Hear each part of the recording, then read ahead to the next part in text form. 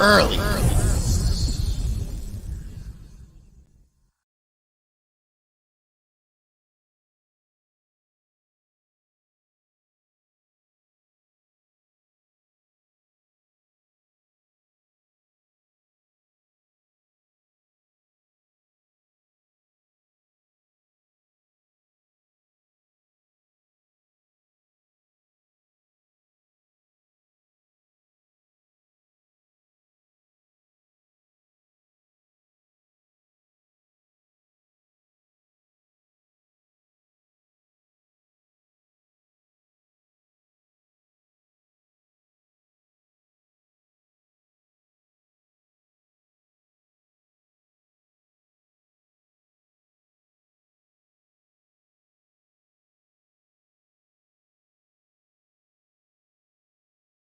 Crazy. Oh, whoa. New sound effects, y'all. Yeah. Let me just get the let me turn the fucking computer volume down. You could just rap for a second, bro. Nigga said literally rap.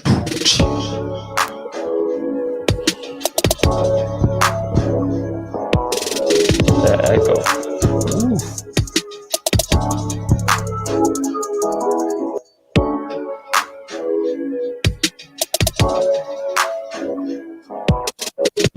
Damn. All right, yeah. I was like, what the fuck? I thought that was an effect you did. Nah. All right, man. Where were we? So yeah, man, it's another Friday.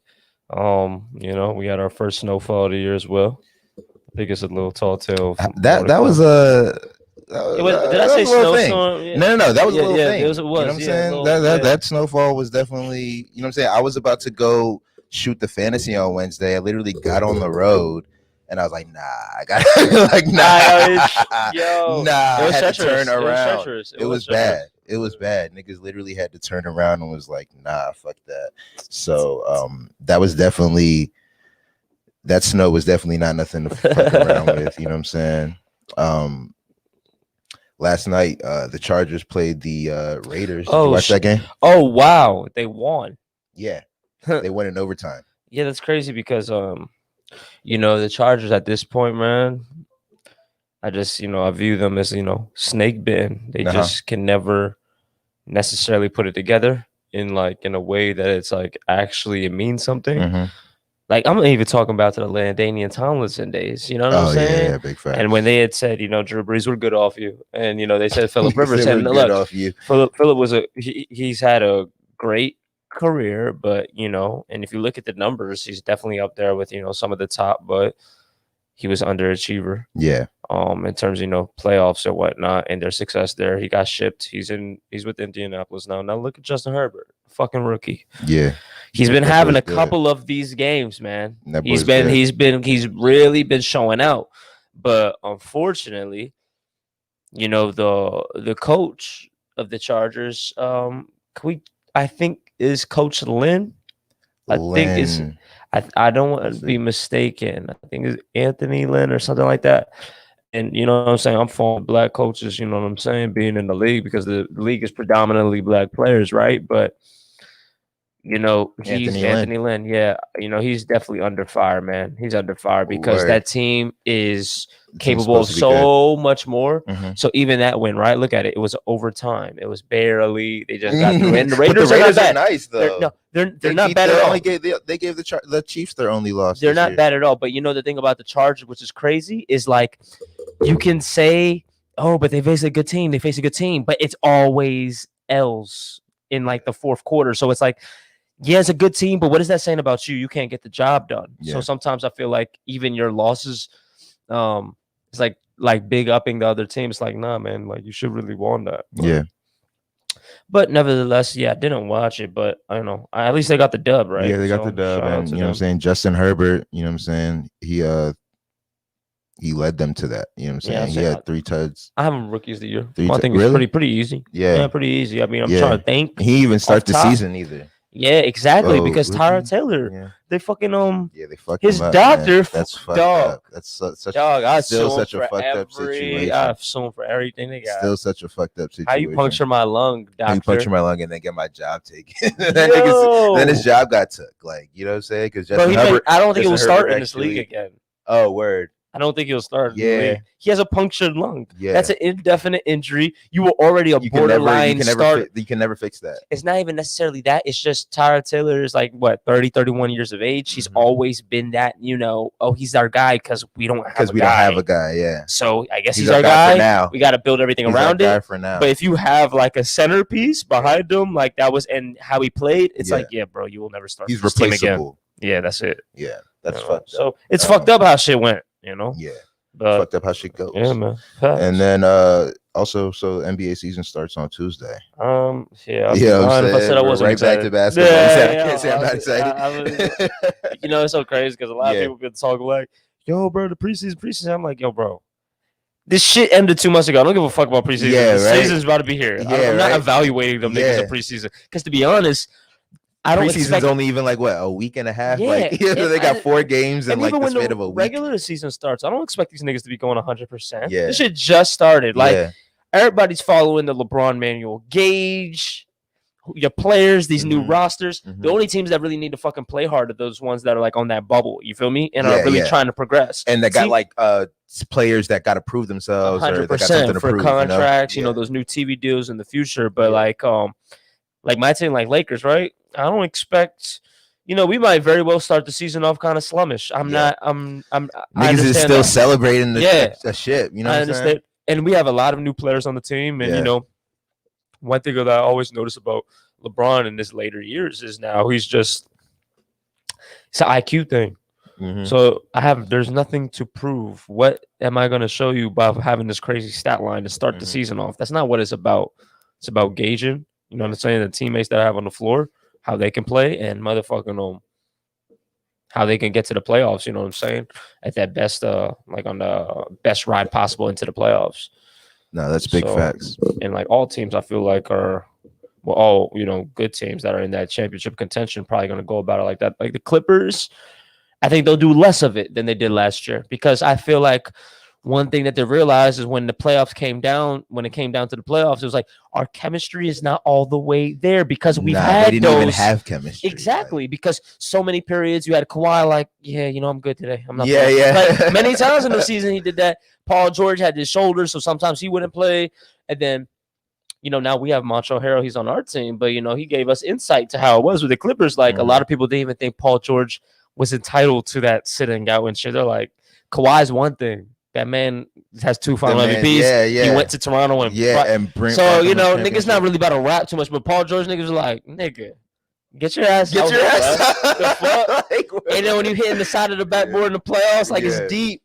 It's deep. And I've always been a person. I never found it hard to defend Paul George. You feel me? I thought that was a very easy. He's a great I used to think Paul George was tough, bro. Like I used to really fuck with him. You know what I'm saying? Bro. I'm not, but last playoffs I just stopped defending him. Like I didn't even try to like argue. I just stopped defending him because I was like, bro, it's like, bro, I can't want it more than you can't do it. Like, you know what I'm saying? It's like I'm trying to defend you like more than you're trying to like defend your own play. Nice air ball. You know what I'm saying? He's nice air ball. I'll be like, yo. I stopped saying trust me, bro. It's like he's got to prove to me now, because you have niggas like Luka Doncic in his first playoffs going crazy, going crazy, and I'm also looking at like a nigga like even though I'm thinking about Damian Lillard, how he sent that nigga home, him and Westbrook, and blew up, literally put a bomb in OKC and bombed it, and that's. Westbrook is all the way in DC now. By way of Houston. By way of Houston. A powerful ball. Houston, and then big fact. And then Paul George isn't even there. And it's like, and when I hate when people make like these type of remarks. Like Paul George was like, "Yeah, I linked up with my trainer that I had when I was an MVP candidate," and I was like, "Bro, I never heard anybody reference back to when they was a." Did you win the MVP, nigga? Yeah. I don't know what trainer you MVP. So your trainer, he made you third in voting. So you're telling me that link up with the nigga that made KD MVP. You know what I'm saying? But with all that said, though, I love players that I feel are very capable and they got something to prove. So prove. You know what I'm saying? He's very, very capable of showing niggas like they're playing with him, showing they're playing with you, Paul. Yeah. You know?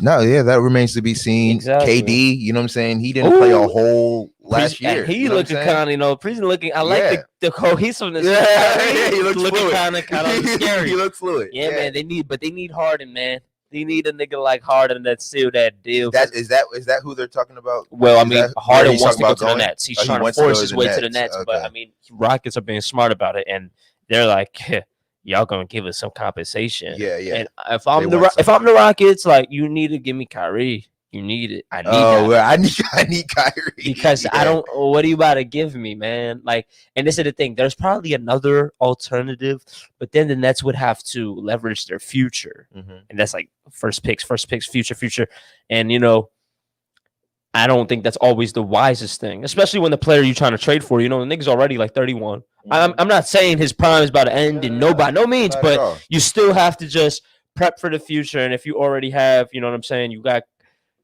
Kevin Durant, who's already, I think, a 31-year-old player. And then you got Kyrie, who's, still in the prime of his career as well, but, has had injury issues. Harden is not an injury issue type of player. Harden's actually been surprisingly healthy, like his whole career. His whole career, bro. His whole career. So, like, let me not say surprisingly either, no, but like, because I don't know what he does. No, right. But like, you know what I'm saying? Like, he's never really been somebody that's like injury ridden. I've always viewed him as somebody that utilizes energy very consciously. Yeah. Like, that's big facts. He utilizes it. And, niggas would call that lazy or not. It's like so funny trying on the defensive end. It's so funny. He's using his energy very consciously. But now I can actually say saving it all for the offensive side of the ball. I can honestly say it is a conscious effort, because before it wasn't, defense, like what I was told, bro. Shout out Coach Lewis, right?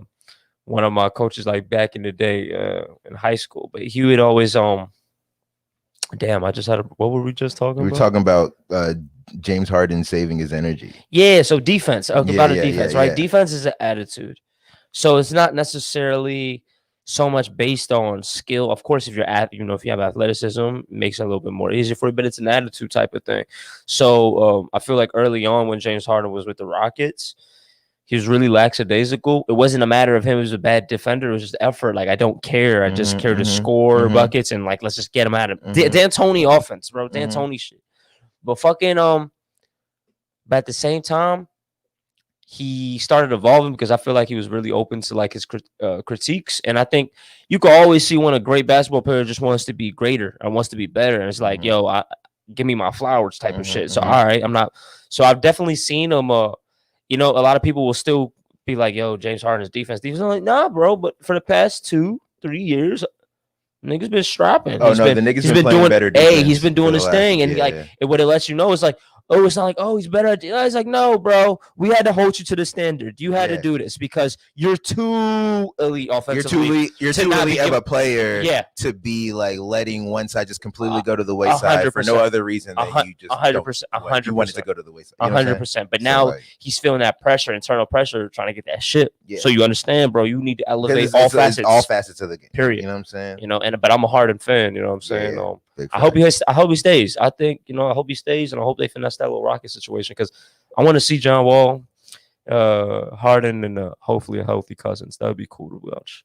Do they have Cousins, or are they shopping for him? They have him. They have him already. They have him. I'm just kind of nobody's really geek, because you're coming off an Achilles tear, and before that you tore your quad. And he hasn't really done anything in years. It's been 2 years, bro. And it's like, it hurts. Oh, Cousins and John Wall played together in college. I know. So I'm not. They're homies. I feel like, well, obviously they're homies, but there was like an All-Star game they were at that I was like, I don't know, maybe they're they were. They're super close. But again, I'm just like, this would have been spooky if Cousins was at the Wizards 4 years ago. Yeah. It would have been spooky. It would have been spooky for the league. Yeah, big facts. So now I'm just like, what Cousins will I see? I have no idea. I have no idea.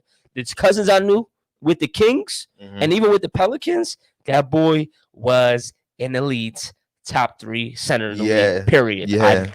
We're 3 years removed from that. Yeah. And he's a big dude. When you have those lower extremity injuries of that nature, like you ain't a K. The thing why people are not so low on KD is because his game is not really based on motherfucking being able to be athletic. He's fucking 7 foot and will pull up from anywhere. Will fucking take down the ball the court like a point guard. You know what I'm saying? At 7 feet, that's not DeMarcus Cousins' game. Now, mind you, he definitely added a little 3-point to his arsenal, so that's cool. Slimmed down considerably. But at the same time, he's always been that bang down in the low center. That's really innately who he is. So, hey, man, I hope he can show up. Hope he's a comeback player of the year type of season. But we'll see. Yeah. We definitely shall see. Yeah, definitely remains to be seen. You know what's I think was the highlight of motherfuckers like us week was Bitcoin surpassing $23,000. Yo, that was really cool. That was really cool. Bro. I'm not gonna lie, I was a little bit sick because I had sold some Bitcoin around like 21,000. Right. I was like, let me unload some of this because like I just wanted to catch that. Yeah, like, right. So I sold some around 21,000. I was like, damn, if I would have just waited like till the next morning. It was literally the next morning. It was at like 23.6. Yeah. And then I was like, oh shit. And then I was even saying like, shit, if that shit keeps going up, I'm gonna sell some more because I've really been on that. I think I told you. What was it like? It was maybe holiday season last year, right? Around the time that it was going crazy, or maybe 2 years ago. I'm sorry, 2 years ago when it went up to like 16 or 17 or something like that. And I was telling you I was sick. 20, but it just came back. Yeah. Uh-huh. I was telling you I was sick because fucking I had seen like it had crashed after that. Right. It had crashed, and I was just like, damn, like I was looking at thousands in my Coinbase account. And now I'm looking at like hundreds. Basically what I started with. You know what I'm saying? Right. So I've always told myself, dog, the next time that shit like goes up, I'm gonna, sell some. I've never like played the market that way. I've always just been like a invest and hold type of person. Right. But I'm like with cryptos, why am I doing that? Because like, you know what I'm saying? That's what I have my, you know what I'm saying, my other like my stock investments for. It's like those are like hold and save type 100%. Plays. This is like when this, because the shit's so volatile. Like, you know what I'm saying? It's like doesn't make sense.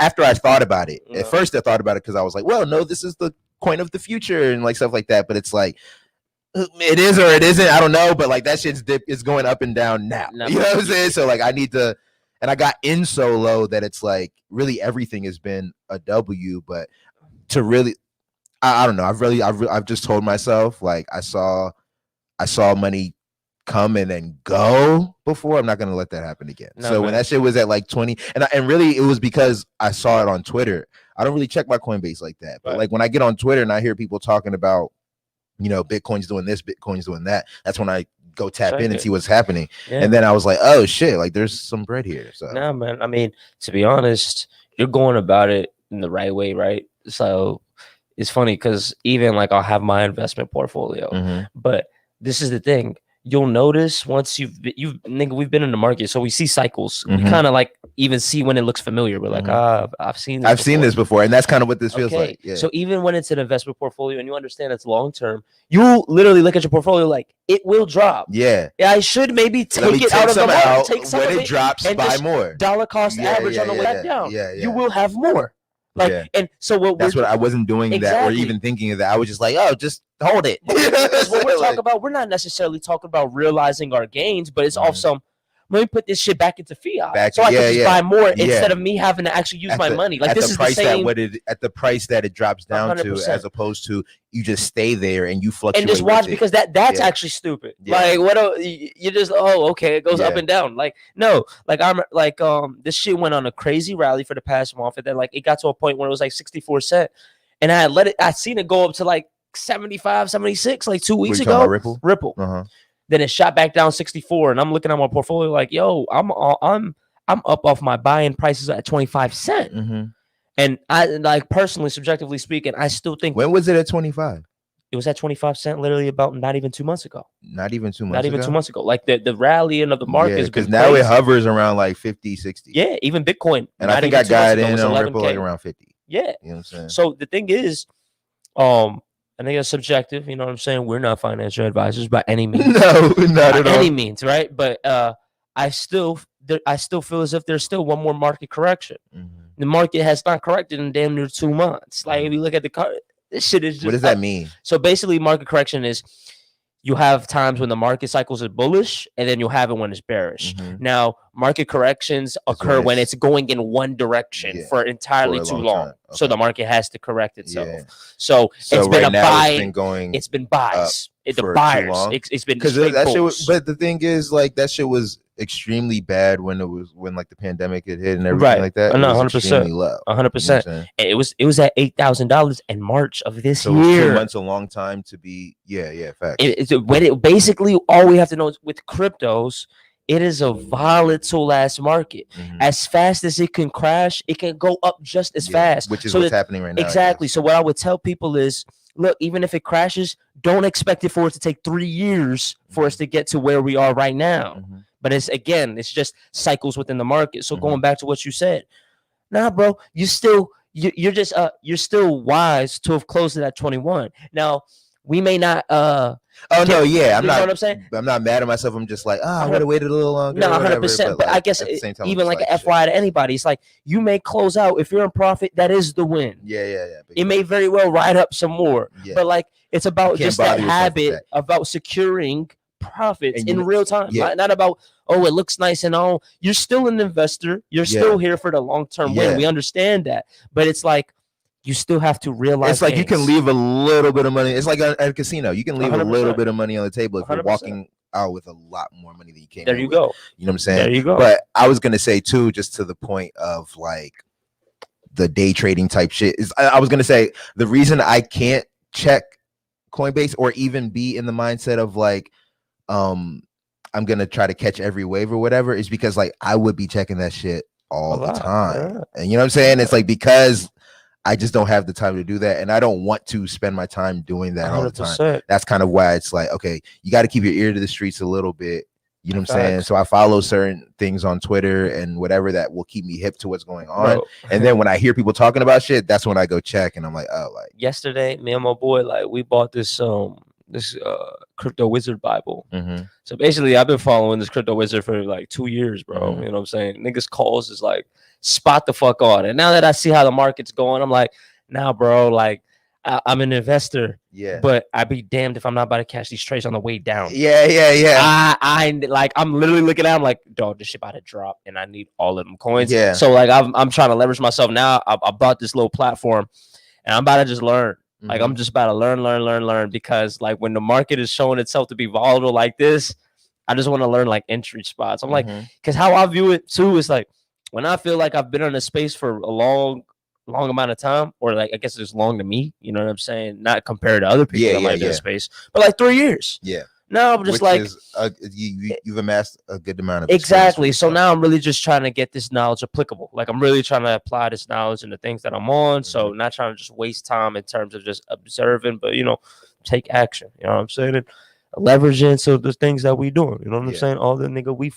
try to produce content and shit. This shit needs funds. You know what I'm saying? So trying to divest myself into like these other strategies and not just trying to be like frivolous in it, right? And just like, oh, get in the market and like casino. Like, no, I'm just really trying to understand this shit. Like, try to really understand this shit, man. Because I definitely feel like it's a huge opportunity for like generational wealth. And I definitely especially in the times that we're in right now when everybody wanting to switch up professions, anything, like I'm not gonna be like, oh, become a day trader. No, but I'm just trying to say be open to all types of ways to generating income and seeing how that can, help what you got going on. So that's kind of like how I view crypto as a whole, right? It's really like a stepping stone. It's a tool to like help us in terms of whatever it is that we got going.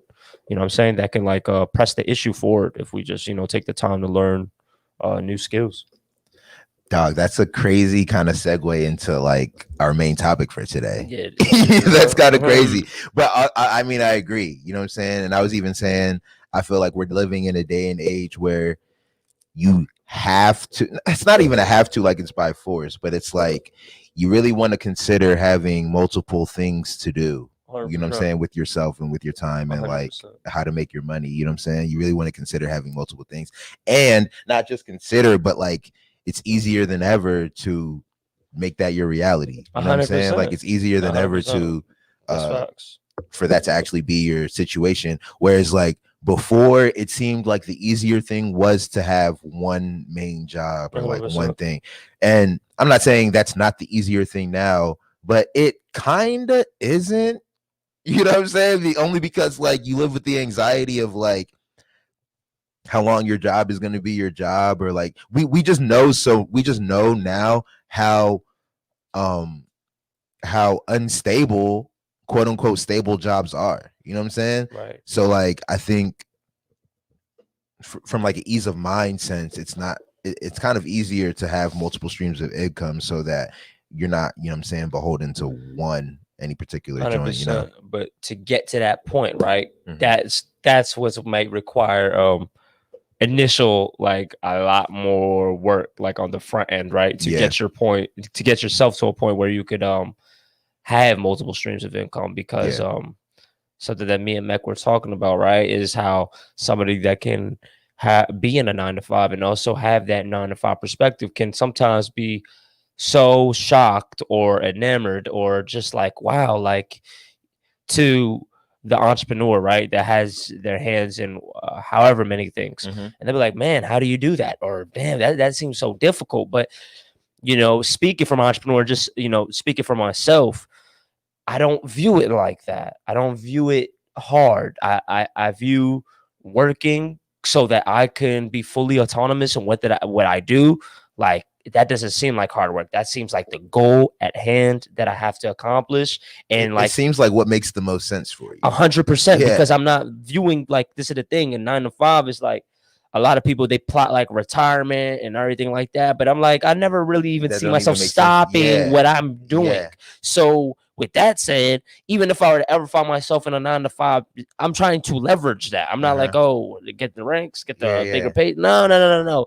I'm trying to be a person that can provide jobs. I'm trying to be somebody that can divvy my time up how I want to do it. But at the same time, wanting to do those things requires you building an infrastructure, and building that infrastructure in itself requires a bunch of shit. And it's a tall task. And the thing is, you can't even say what it requires because you won't even know. 100%. You have to be in it. Going down this path, you don't even know what will be required of you, bro. But like, I mean, just to state it clearly, I feel like we have the tools to present of like how you can turn your hobby into your career, into what you do for a living. You know what I'm saying? I think first you have to really understand what a career is. You know what I'm saying? And like I was saying earlier, bro, I really think we're living in a time where your career can, like, you can live, it can look like whatever you want it to look like. It doesn't have to look like anything in particular. 100%, you know what I'm saying? Whereas 100%. I do think we're still,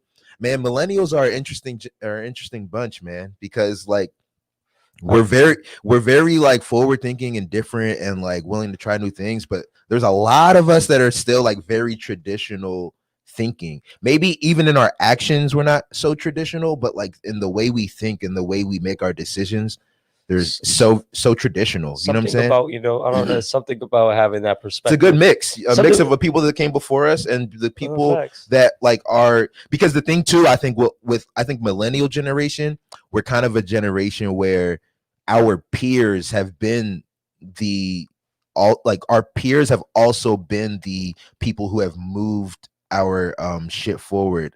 I hope this makes sense. Like we've been like the people who are all like, you got 18-year, like how old was Mark Zuckerberg when he made Facebook? And like Facebook is fucking Facebook. You know what I'm saying? Like the nigga was a kid when he made that. He's technically a millennial, and Jack Dorsey from Twitter. You know what I'm saying? Like these niggas are all niggas our age, and they own some of the biggest corporations in the world. You know what I'm saying? So I feel like the niggas who are like also like millennials is an interesting generation where like we're growing and learning, and we're also making and setting the rules at the same time. Whereas like, you know, generations that came before us really followed the rules of the generation that came before them. You know what I'm saying? You know what's also funny is because the rate of technology just grows. Like so people younger than us, so like Gen Z or whatever the next generation after us is, it's even more so for them. They don't even like, they don't even care about old folks. It's like, dog, like we want gay marriage, we want all this type of shit. We don't even care what y'all niggas are talking about that came before us, bro. We'll figure it out on our own, or like we'll figure. You know what I'm saying? Y'all can help or not. Like, you know what I'm saying? I say that to say because as technology advances, right, there's something to be said for having that perspective pre the millennium changing. You know, we had like, I was born 93. I had a good 7 years before this fucking 2000 came. Yeah, big facts. Yeah. And I don't know, that's just a crazy way to divide shit, right? Like the last millennium was 1000. Like, so boom, 2000. But literally, and technology at that point, we're born in this society where we're more, well, definitely due to where you grew up too, right? In terms of your receptiveness to technology, because I think that's something too, like being in this DMV region, we're way more receptive to it as opposed to like nowadays, sure, everybody's on technology, but like when that shift was happening, like even like 2001, 2003, internet, you know what I'm saying? I can't speak for like the Midwest or even like Southern countries or shit like that, because I can even speak to our educational system, right? Like maybe we're even more more receptive to this shit, because like, nigga, everybody had a fucking desktop computer in like when I was coming up in class. So these are like even ways to get you acclimated to like all the other changes that's happened in society. And I think that another reason why we are like entrepreneurial, like at heart, or like a lot of people choose to do that, is because in real time, you're seeing these societal changes and you're like, wow, like I can make an impact, or you're even seeing where the future is headed. Like you're like for instance, phones. This is something in real time I literally seen. I remember when my pops had the fucking big blocky gray, pull the antenna out the phone. I remember my mom had the Nokia and I was playing the Snake game on her shit. You know what I'm saying? Don't hit the walls. I remember Snake. That shit was fun as shit. I remember these were real games. And then the Razor. That was like crazy. Put your T-Mobile top Fave 5. I was like, oh, free, like hit my Fave 5. Yeah. And then the Sidekick. And then the Sidekick. And the G1, the Google G, the Google phones before the actual before the actual iPhone. And it's like you can have the consumer mentality. And then the BlackBerry. The BlackBerry was the one that kind of like was really changing. That kind of changed. Culturally, that kind of first like put a computer on your phone, or like the type, the QWERTY keyboard, and like mobile with the internet. Mobile internet. You know what I'm saying? So like as this is happening, like we're still in consumer. We're like, oh, this is cool. Like, you know what I'm saying? We're middle school, high school, getting all this shit too. But like, I'm like, damn, what about the people that are our age now seeing this shift? They're like, holy shit, like this is crazy. Like, yeah, we were kids, so it's like, oh, a new toy came out. You know, imagine someone like we're at the Razor, and so probably there's some nigga thinking, oh my gosh, what if we can see somebody on my phone and they're there? Like that's FaceTime, regular as shit. But in 05, a nigga's like,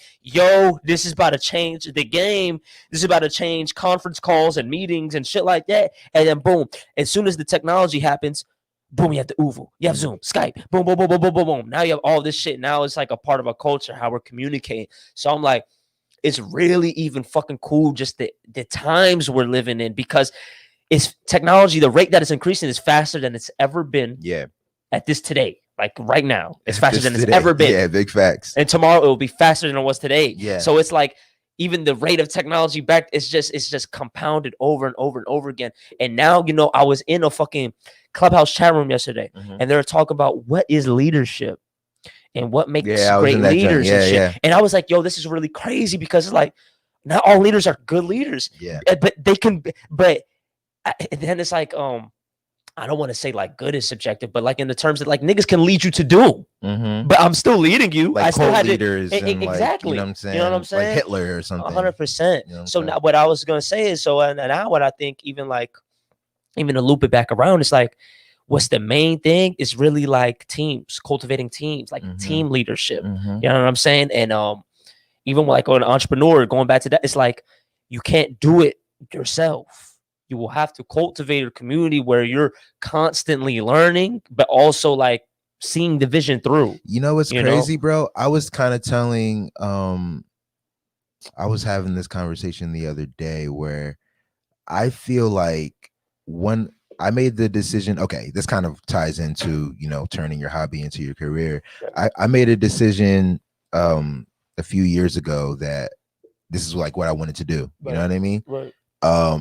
And also, you know, if I'm being honest, like I want to be wealthy, I want to be successful. Right. You know what I'm saying? Right. So I started looking into like, well, what is one? I'm a real nerd, man. When I find out I want to do something, I start looking for information on how to get that shit done. How else you gonna do it, right? People be big like, facts. where do I start? Nah, big facts, but like I'll do it like religiously. You know what I'm saying? Even if it's for a week, like for 7 days, I'm just like into something. And then if I'm not into it anymore, I'm not into it anymore. But so like I started doing research on like, you know, how do I start a company? Like what does it mean to build a company? All this type of stuff.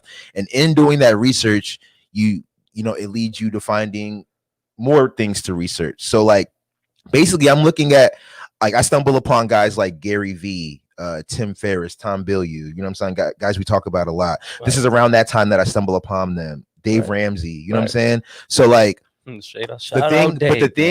thing that these guys have in common, bro, is that they're always talking about how their leadership style, their kind of thing is like being a good person, being a person of service, a person of like that's trying to help. That's kind of what I picked up, right? So I'm like, okay, I'm gonna be that. You know what I'm saying? Right. Like that's what leads to success for these guys. I like the kind of success that I see that they have. You know what I'm saying? I'm gonna do what these guys are talking about. Right. At least as a foundation point. As a foundation point. Right. So in doing that, basically the point that I'm getting at is in trying to be a better businessman, what I learned was like you gotta actually be a good person. You know what I'm saying? So like I find myself learning like how to be a good person. You know what I'm saying? I was listening to, you know what I'm saying? A lot of people that know me know I got the opportunity to shoot at the Breakfast Club one time. And I was just like sitting on the conversation. Right. Charlemagne was talking about how he reads this book called The Daily Stoic every morning. Yeah. So I looked into the Daily Stoic. Yeah. Now I have that book and I read that shit. You know what I'm saying? So it's like, but the thing is like, these are people who are talking about being a good person is the caveat to having a successful career. You know what I'm saying? And not just being a good person, like being nice, like that's what being a leader is. Like you kind of got to be like, we have this kind of misconception that like being a leader or a boss or whatever the fuck is the opposite of what it actually is, where it's like you're a jerk, you're demanding, you know what I'm saying, just kind of like telling people what to do. And we think of that the bad sides of Steve Jobs that we know about. Right. You know what I'm saying? Like the maniac that's like, I would have done right. Where it's like, I'm sure we don't speak about the good qualities that Steve Jobs had. I'm sure he had some, because you can't lead that many people if you're a complete asshole. I'm sure, like, you know what I'm saying? I'm not saying he wasn't an asshole. I don't know. I'd never met the guy, but like, you know what I'm saying? To have so many people follow you, I'm like, bro, like, there's got to be something there that people are following. And, you know what I mean? You know, one thing that this woman has said, I can't remember her name, but she has said something about leadership, and it stuck with me. She said it last night, and she was in the group chat or the clubhouse room? Yeah, she was in the joint, and she had said, a great leader, she feels, is at all times ushering in humanity. Yeah, like at all times. And I was like, and then she had started to elaborate on that, and basically it's just touching upon like what you had said, like when you're leading, like you're leading a bunch of humans, like people, and it's going back to like why being a good person is conducive to also being a good leader, and being able to expand, because you can be personable, you can be relatable, you can have that ability, or it would behoove you to be able to wear people's shoes, you know what I'm saying? Understand different perspectives, because like how naive and inaccurate is that to think that like through your lens that's how it is. That's not, sometimes maybe it's a matter of sharing how you see it through your lens, and then understand how somebody sees it through their lens, and now you form a new lens. Like, oh, okay, bet, like now I just update it. And I feel like that's what as a leader too, like what you're constantly doing, you're constantly updating your software constantly, and you're always like there's always like corrections that could be done to like your workflow, your process that you're doing. Like you're never there. Yeah, you're never there, but like you can always progress. Yeah, so that's the cool thing, like you know what I'm saying, you're never there, but you can always progress. And also cultivating an environment of accountability, right? Like sometimes you can't see beyond yourself, or sometimes you're so stuck on this thing. Like sometimes you need that type of spaces, or when you're a good leader, then you've You've cultivated people that are also like, you're, as a good leader, you're enabling people to be leaders themselves. Yeah. Like, that's huge. That's huge. I'm not putting you in this follower position. Follow my lead. A good leader is not making people enable them to be dependent. That's not what a good leader is too. It's kind of like, yo, showing you that all this shit I'm capable of and I'm doing that, like, that's innately in you. We should be consciously observing each other in our roles that we're doing and learning, you know what I'm saying? Because now we're on set. Now when we're on other sets and we're not around each other, like, we're taking that experience and now we should be applying it to whatever it is that we're doing. You know what I'm saying? Yeah. And we're just talking like we have production businesses, but like the same traits apply to any other thing that you would want to do too. And I think that's important too, right? Yeah. The crossover of these skills that we're learning. Yeah, I think yeah, they definitely cross over into other industries, because I think, you know, if we talk about what it takes to turn your like passion or your hobby or whatever it is into the thing that you do for a living, I think it really boils down to making the decision of what you want to do. It boils down to like where your mind is at, like what you think you're capable of versus what you think you're not capable of. You know what I'm saying? 100%. Because but also, okay, first of all, you really got to decide what it is you want, because I don't think every hobby should be turned into a business, you know what I'm saying? Or it should be turned into the thing that you do for your career. I think we live in a time that makes it seem that way. You were talking last night, you were talking like, why is it that people feel that that's pressure, what the pressure of like, I'm good at video games, I gotta, you know, do this as a living. Yeah, so or I'm good at that is? It's because people see people doing it. You know what I'm saying? You see on Instagram, somebody got a fucking, you know, a page where they just act out skits, and now they're getting, you know, brand deals because they're funny, and they're getting, you know what I'm saying, hundreds of millions of followers, or whatever the case may be. Is that person more impressionable? Or no, it's more like people who also have that skill. They're like, oh, like, it's out there for you to just be famous off of a skill, like, especially when they're really niche, bro. Like when you have motherfuckers who are just like good at cooking.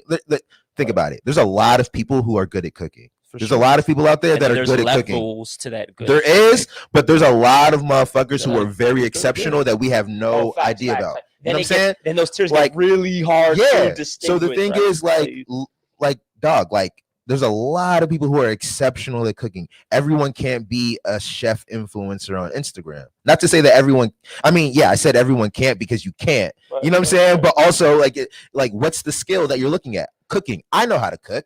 You know what I'm saying? So if I know how to cook, and I every circle I go to, every circle I'm around, every party I go to, everybody's telling me I'm the best chef they've ever come across. You know what I'm saying? But it's never been in my desire to monetize it. I just know it because everyone tells me. If I get on Instagram and I see Chef Bobby is making millions of dollars, and maybe he is, maybe he isn't, but he says on his post he is. So I can just go what his post says. He says he's making millions of dollars cooking. I'm gonna be like, damn, I can cook. Why aren't I trying to taste some of that? And do you think that's also coupled with the feeling that it's like, I can do this and I don't mind doing this if there's money in it. I mind what I'm doing right now. I think people for my living. Yeah, so I don't want to do what the fuck I'm doing. Okay, so if you're in that situation, I never realized I could generate income doing this. If you're in that situation, you should do that. Okay. But the thing that I'm more talking about in the sense where I feel like people feel pressured, whereas like they're perfectly happy how they are making food for the people that they love, and the people that they love telling them, and then the people that they love are usually like, yo, you should be getting paid to do this. You know what I'm saying? Like, not people that are actually going to put money in your pocket, but people who are like fans of yours, or they're direct beneficiaries of the thing that you do. And then they're like, you know, I have a homie that makes money doing this. You're better than that person. You should be doing, you know what I'm saying? Where it's like, that's a whole nother skill. Sure, like, you know what I'm saying? Like, monetizing a skill is a skill in itself. You know what I'm saying? That's why you have managers and agents and things like that. You know what I'm saying? So I feel like the pressure comes a lot of times externally on people.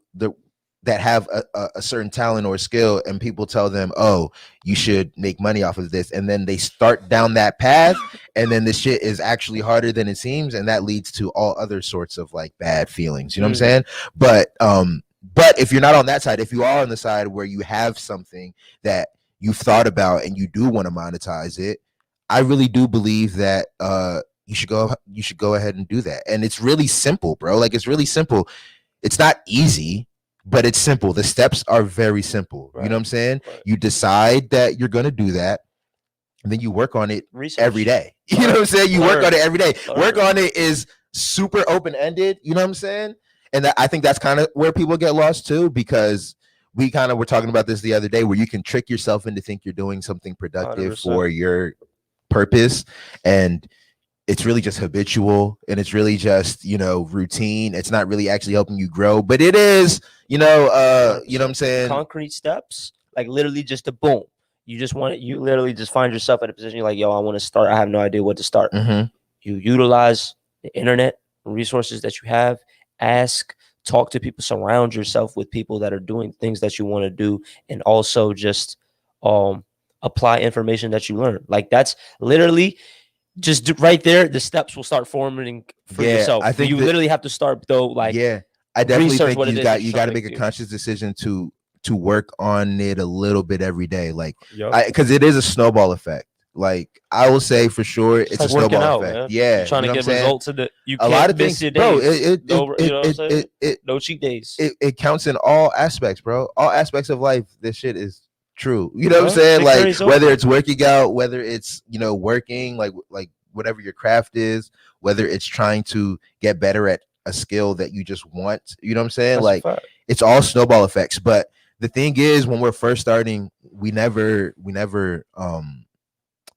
like, it feels weird to do the thing. We're not in the habit of doing it, so it kind of feels foreign. I say this all the time, bro. Like, when I first started making videos and like editing, I remember when I would do it all the time. Like, I remember how I used to like cancel other plans to do that, right? Right. Now I'm literally in a place where it's like part of my day. Like, you know what I'm saying? Like, editing is part of my day, and if I have time, I do like other things. You know what I'm saying? And I talk about other like basic humanity things. Like, sometimes I don't leave the house until I get like some editing like, done. Nigga, or sometimes shower. Yeah, I shower, brush my teeth, and I might eat. Eating is something that like I might eat. You know what I'm saying? Like, I've gone days where I don't eat because like I've just been working. You literally look up from an edit like, damn, it's 8 o'clock. Let me go get some food. And then things are like closing down. Yeah. I'm gonna finish this little segment, and then I'm gonna go get some food. And then all this fun. Like, you're like, yo, you know what I'm saying? But like, yeah, you know what I'm saying? I do think I remember when that shit turned into like a conscious, I'm gonna work on editing today, into a well, I don't remember when it switched. I remember thinking that way, and then waking up and being like, damn, like, I gotta like, you know what I'm saying, stop editing to go get some food real quick. I gotta stop editing to check my phone, see if anybody's like looking for me. You know what I'm saying? Like, shit like that. But I think what comes after that is, That's facts though, because you should be on D&D. Yeah. Two times. It's not all. You gotta be persistent if you want to get in touch with me. You gotta be persistent if you want to get in touch with me. That don't even make sense. Just call him again. He'll pick up real quick. Motherfuckers be thinking I'm ducking them. I'd be like, dog, I'm not ducking you, bro. Yeah, that should be like, it does this for everybody. No, that's a mistake. It does this for everybody. But nah, I do think, because I think, you know, there's definitely an amateurish way of looking at things, and there's a professional way of looking at things. And I think if you want to be professional in something, you can be, and it can be anything. That's the thing too. Like, this isn't like you better do this. This is not that, bro. Like, this is not what this conversation is about. This conversation is about if you have something that you actually want to turn into your career. Because I kind of get asked this a lot. Not people saying I want this to be my career, but like people saying that they want to, you know, start the path of being known for this, that, and the third. You know what I'm saying? Right. I think we all have these things that we want to be known for. That's real. We don't talk about that a lot. Like, we all say what we want to do, and that's kind of where the conversation goes. Like, oh, I want to be an artist. I want to be a model. I want to be a director. I want to be whatever. But I think underlying in that is like what we want to be known for. You know what I'm saying? That's real. Because I think I asked you the question, like, legacy. Do you want to be famous or something? And I asked a lot of people that question. That's like a podcast question I asked. If motherfuckers want to be famous, a lot of people say they don't want to be famous. They don't want like fame, but they want to be known for something, or they want to be well known or known as, you know, fill in the blank. You know what I mean? Right. And I think that holds true. Like, we all want to be recognized for, you know, doing great things or whatever it is. Everybody though, not everybody. No, not everybody. Let me not say everybody. Like, you know, and this is the thing though. There's nothing wrong with that. You can still live a perfectly happy, content. You know what I'm saying? Purpose-filled life as well. You know what I'm saying? I guess, and I guess at the bare minimum, somebody would just want to be known for just being a good person, right? Yeah. Like, you know what I'm saying? That's a good life. You know what I'm saying? But I guess we going back, I guess, back to like being honest with yourself, right? Yeah. And going like what you said, like being clear on your intent and what you want and why you want it, and then taking the steps to try to go ahead and achieve it for yourself, you know. But, you know, steps, you know. For you, what do you think was like did you think like you had like a turning point in your thinking or in your the steps that you were taking from when you first started to when you started to take it seriously, even if it was within your own self, like started to take yourself more seriously, or was there a moment, you know, or was there a switch in your thinking or something like that? I don't want to undervalue maybe the many moments I've had where, you know, it was a moment of significance and I realized something. Nothing's really necessarily coming to mind, but what I would say. But one thing I would say, I guess, that was like aha, like, but it's in retrospect when I'm just like, what I see works is really just consistency, right? Because the consistency builds discipline, and that's the one thing I feel like is key. Even when you talk about from amateurism to making it to professional, when you're talking about just growing a business and everything, like, everything has to be on cue. And one thing I feel like that will never be I can't even say there'll never be a lacking for. You have to always make sure you don't have like emotional overdrives in terms of like, oh, this is the shit you're passionate in, and now somewhere down the line, like, you're no longer passionate in it. Like, I would say, because you could get into business and not have any passion at all, and it generates revenue, and that is the whole point of business, and that's a win. But if you're getting into business based off of something that feels very important to you, of course you have to always account for the fact that you want to make sure it's always passion filled, but at the same time, consistency breeds the discipline that's going to be required in this shit. And I feel like when I realized that, I think I realized I started noticing actual growth, you know what I'm saying, in the shit that I was doing. And so now that's what I'm really trying to like hyper focus on, like those traits of this shit, and, you know, things that we have even touched on previously in terms of just expansion, right? And being able to understanding now just the importance of allowing people to also be able to collaborate with me, because this leadership concept that we said too is like, you know, not all people lead from the front. You know what I'm saying? Just, you know, you just have to enable people at their roles to be great at what they do, and seeing how you can assist them and vice versa, and then that will really push any mission forward that anybody has. Like, that's going to push this shit forward in whatever we're doing. You know what I'm saying? Back to what we even said, like expediting, right? That's how you can expedite shit for yourself. You know, and those are things that have just as of recently, you know, are what I've been thinking about, and I've been realizing or like make all the impact, to make all the difference. So been focusing on those. Yeah, bro, you said consistency, man. Consistency, clearly, that's the thing, right? You know what I'm saying? Like, but I feel you in the sense that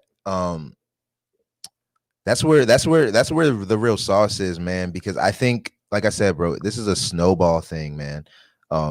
It don't happen.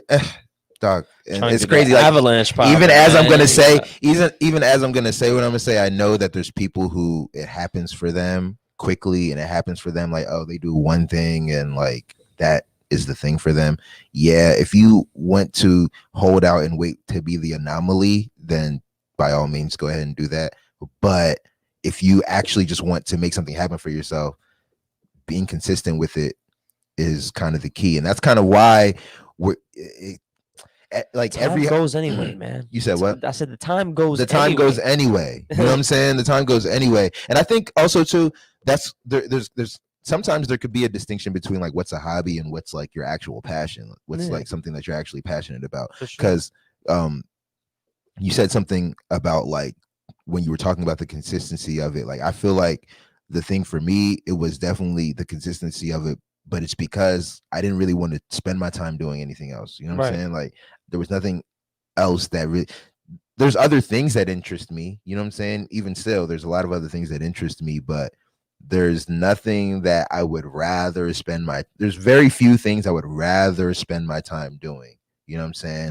Than like even think, like I just like thinking about business operations, bro. Like I like to like think of like when I'm not at work, bro, I'm thinking about like, how am I gonna hire somebody to do this? Like, what does what does a job post look like for this? You know what I'm saying? I'm thinking about things like this in my head. Like, how do I do I do certain things? And it's not even skillful things. It's more like structural things. Like I have this kind of mantra that I say a lot in my head where it's like, you got to work on the business, not in the business. You know what I'm saying? So like sometimes I find myself literally editing, making videos, and I'm like, nah, I can't do this. Like, yeah, this is the skill that I love doing, but no, if I'm trying to build a business, I can't be doing this all the time. Sometimes I got to work on, you know, the sales funnel on my website. I got to work on, you know what I'm saying, what things look like on my website when people pop in. Like if someone's coming from YouTube, like what that experience looks like. I have to simulate it, you know what I'm saying, in my free time. Like, you know what I'm saying? I got to act like I'm a visitor. You know what I'm saying? Like I got to do things like that, like just all these back end things that aren't, I'm not passionate about that. I'm passionate about making videos, but like also it's all part of the process. So you do I'm more passionate about storytelling. I'm trying to build a business off of making videos. You know what I'm saying? Like I know how to make videos to a point where, okay, I think I can show people like a process to help them get what I need done. You know what I'm saying? Like, and it's kind of like, you know, like how I always view it too, is like you're still working on the same skill sets. So you're refining your shit, even though it may not necessarily be the product that you're trying to make. It's like, but I'm still I'm still helping that cause at the same time. Like I'm just getting better at my craft. We got an interesting comment from Dynamic Fall. Work towards your passion with interest. I believe in that. You gotta work towards your passion for 100%. Sure. You have to always be curious in it, right? You have to always be asking yourself questions. That leads to natural growth. 100%. You know what I'm saying? And 100%. Natural growth is what it's about. You know what I'm saying? Right. They talk about mastery a lot. Mastery, where you know what I'm saying, you got to work 10 years on your skill. I think about that because I'm trying to get there. Like I'm actually trying to achieve mastery. I'm not really trying to, because I think all of the other things that I want will come with that. You know what I'm saying? Like, you know, when you're so good at something, people will pay you more than they pay other people to do the same thing. So like, it's not so much that you have to find something that nobody else does. No, you just got to be as good as you can possibly be, because that will specialize you. You know what I'm saying? Like the closer you get to like that specialty, it's like kind of like a pyramid. The closer you get to that point, no, I don't think anyone ever gets to that point, but the people that are closest to that point are making the most money. You know what I'm saying? Like the price goes up as you go up the pyramid. You know what I'm saying? So I feel like motherfuckers that are trying to get to that like top point, they're making the most bread. So if you're on the path to try to get to that top point, you're gonna be amongst the people that are making the most bread. So I feel like if you're striving towards mastery, which is just like learning everything you can about your thing, you know what I'm saying, I feel like you'll get to that point. No, 100%. But yeah, I think that's a good place to wrap it up, man. Another good week talking to you, bro. Yeah, of course, bro. You already know, man. Every time we on early, man, we always get into the holidays are coming up, bro. By the time, I think Christmas is gonna pass by the time our next episode. Christmas. Are we? Christmas is Friday. Early. Christmas is Friday. Early Christmas Friday. We gotta talk about that. I didn't even know. I didn't even know. We might have to spend the holidays together. Might be a special edition. Might be a special edition. We might think of some things we could do for fun. Do it. Yeah, that could be that's something to think about. Yes, they posted on our socials. Yeah, we're gonna see that's a big fact. They posted. Hey, you gotta follow us for what I'm saying, all of the Christmas holiday early news. Might even have a fucking giveaway or some shit. But what you got going on this weekend or even the holidays? This weekend, I just gotta link up with a couple folk. Gotta shoot a video tomorrow. A music video and shit. Other than that, just editing, same old. Big facts. Yeah, check the market for sure. Check the market my eyes been on that joint the last couple of days, because Bitcoin. This morning I checked, Bitcoin's at 22.9. So it's at 22.9. Probably that's just hovering right around. It's gonna check.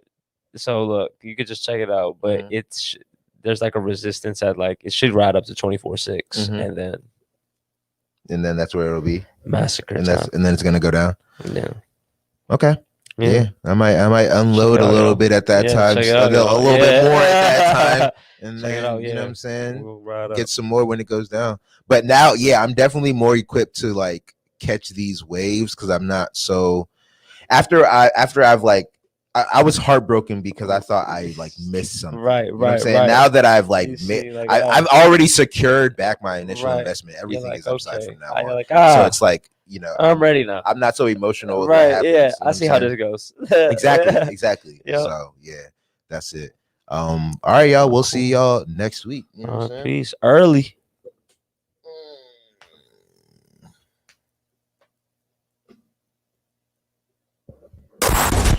Early.